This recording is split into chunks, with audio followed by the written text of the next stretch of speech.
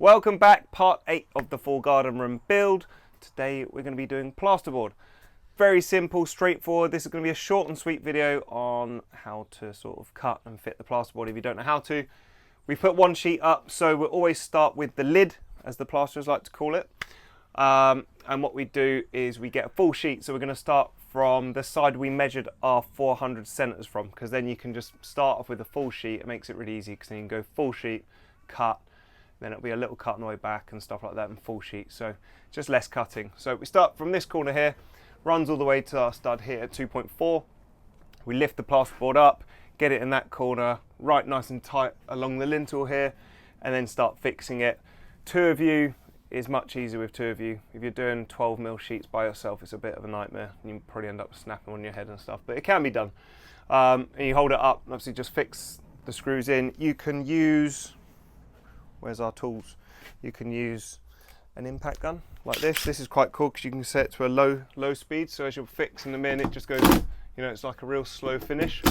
Not really fast, it doesn't buzz them straight through the board, because you just want to sink them just below the covering on the plasterboard. Or you can get yourself one of these. They're not that expensive and they're really good, and they just fire the guns in really quick, like so. And that's obviously the most simple way of doing it. So we'll work our way like this down. We'll do the ceiling, we'll do this board, work our way all the way back towards the back of the room, and then we'll start doing our wall boards. And again, same principle. Start on a stud where you're going to have a full sheet. It just saves wastage and cutting. So we'll start here. So we've got 1, 2, 3, 4 joists. That'll be 2 full sheets here. Work our way back, 2 full sheets, 2 full sheets that way, and then we can just do all our cuts at the end, and it will fit in nicely. Simple as that. All right, now let's get on to the wall plasterboarding. So back wall is going to be straightforward because it's just a dead straight line on the ceiling, nice and easy. You just cut your height, that's it, fix it to your 1200 studs, job done. However, with walls with a full or a slant slope, whichever you want to call it, it's going to be a bit different. So you're going to have to calculate what your gap is, and you can measure from floor to ceiling, but it's hard because it's the end of the tape.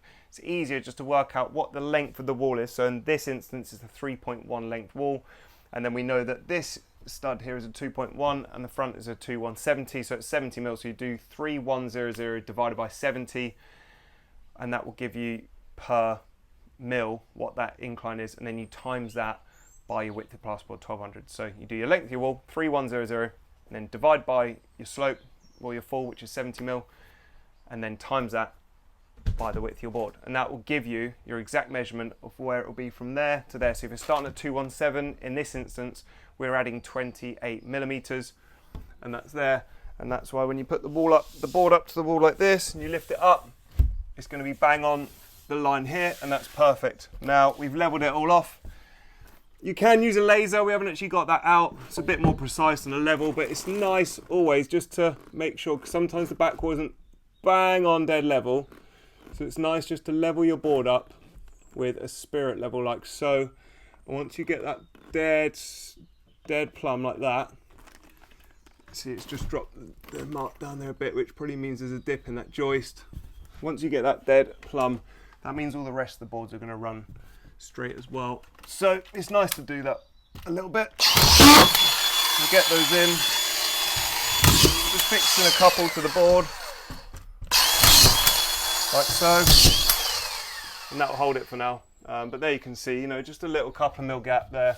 That's not too bad. Couple of mil gap there. We're a bit out of plumb on this back wall where we fixed it, but it's all within the lines on the back there. So happy days. And now all our boards will run true to the wall further up.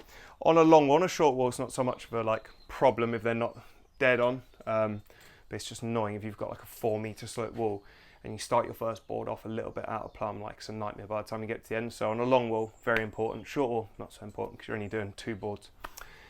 That's how we do the plastering. And that is really the end of the video, because the rest can be straightforward. Reveals, dead straightforward, you know. We can't do those today anyway because we haven't got the doors in there coming tomorrow. We'll put the doors in, reveal up to it, onto the edge of here. So you just put your reveal plasterboard returns in like that. Perfect. And it'll look very nice.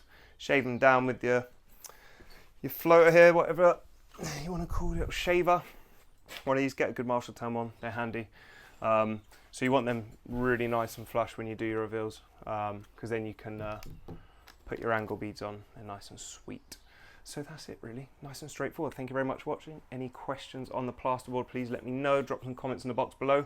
And please hit the subscribe button so you can see part 9 of the full garden room build, which will probably be cedar soffits, and then we'll be doing the roof and how to do all that. So we'll see you on the next one.